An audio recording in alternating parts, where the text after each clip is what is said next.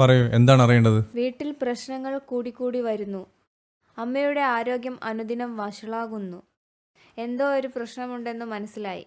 നിങ്ങളുടെയും അമ്മയുടെയും ഒരു പ്രതിമയെ കെട്ടിയിട്ട് പൊതിഞ്ഞ് ഈ സംവിധാനം ഉണ്ടാക്കിയതുകൊണ്ട് നിങ്ങളുടെ ആരോഗ്യവും മോശമാകാൻ തുടങ്ങിയെന്ന് നിങ്ങൾ പറയുന്നില്ല.